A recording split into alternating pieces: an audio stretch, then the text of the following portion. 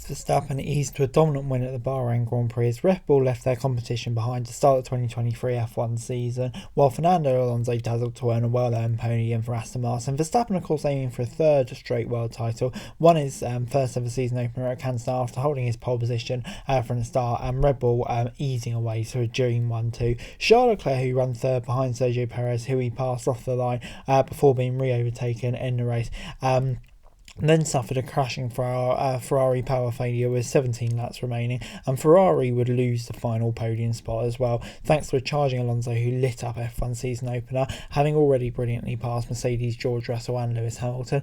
The second with a glorious move to catch his fellow multi world champion off guard, charged past the Spanish compatriot Carlos Sainz on lap 46 of 57, albeit after some slight contact with a Ferrari. While not fighting Red Bull, it's fantastic recovery from the surprise 2023 contenders Aston Martin, with Alonso and teammate Lance Stroll having lost positions and made contact on the opening lap. Stroll, of course, racing a week after surgery on his wrist, also beating Mercedes, overtaking Russell. In the end, Hamilton and Russell had to set for 5th and 7th in their underperforming car. Valtteri Bottas was best of the rest for Alfa Romeo with an impressive showing, with Gasly and Williams also taking up points. Gasly had a much better evening than Esteban Ocon, who suffered 3 different penalties, one for incorrect road possession, one for not serving penalty properly, and one for speeding in the pit lane, just about as bad a day as McLaren, with Piastri DNFing and Lando Norris plumb last. But Max Verstappen, though, there was hope heading into the season that Red Bull struggled more than expected through practice, and then scrapped to pole and qualifying will be challenged by Ferrari, Aston or Mercedes. The world champion, though, proved why they're so heavily back this season. He got an excellent getaway while Leclerc passed Perez and with a fine start. The Dutchman eased away from his rival of last year by almost a second lap. He then stopped on lap 15 to cover off Leclerc, again on lap 37, being the only times he relented his lead through different strategies, while his teammate, who also had searching matches for facing the Ferraris. Perez patiently waited behind Leclerc before pouncing on the Ferrari before the halfway stage. He finished 12 seconds behind a dominant Verstappen. We can definitely fight with this, and also a big thank you to the team again for what they have done over the winter. Have a quick race car, said Verstappen, who took his first victory at Bahrain.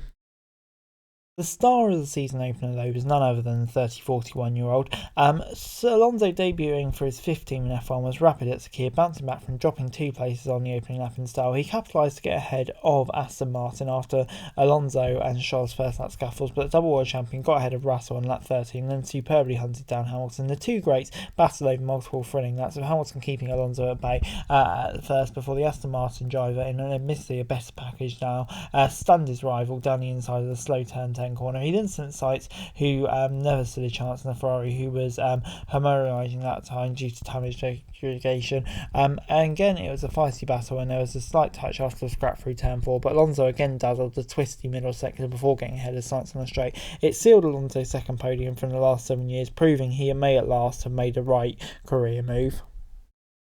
Aston Martin's game as Ferrari and Mercedes lost in difficult evenings for the former title favourites. For Ferrari, all appeared to be going for plan, running comfortably in 3rd and 4th before Leclerc, who had engine battery replaced before the race, ground to halt on lap 40. Ferrari confirmed the electrical problem on the power unit was the reason for Leclerc's failure. But yeah, New Year, same Ferrari. Mercedes, meanwhile, were comfortably the 4th fastest team. The race, coming the day after Toto Wolff remarkably admitted the car concept would need to be changed if they want to be competitive again. Hamilton and Russell were only really in the fight after Aston Martin's scruffy start and couldn't keep the green cars at bay in the race.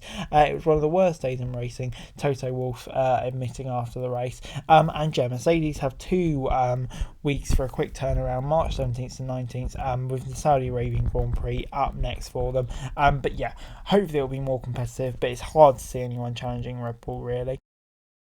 And before I go, let me run you through the final classification. Red Bull obviously 1-2, we've touched on it so far, but yeah, just so incredibly dominant. Verstappen and Perez, I don't think they really got out of first gear and still absolutely dominated. That car is just as good as everyone predicted in pre-season testing. It's going to be ominous to chase down. But Fernando Alonso, 41 years old, in that Aston Martin, absolutely rapid in the race. Yeah, incredible performance from him. It's so amazing to see him back on the podium. Sainz in 4th, I think he'll be disappointed with this. He was miles behind Leclerc before the breakdown, and yeah, couldn't keep the Aston behind even despite the scruffy start. So yeah, to be honest, not a great performance from Sainz in my opinion. Hamilton in 5th, solid job from him. He may be disappointed not to get past Sainz at the end, but you know, outperformed Stroll in the Aston, probably the best he could have hoped for. So yeah, I think he'll be pleased with that.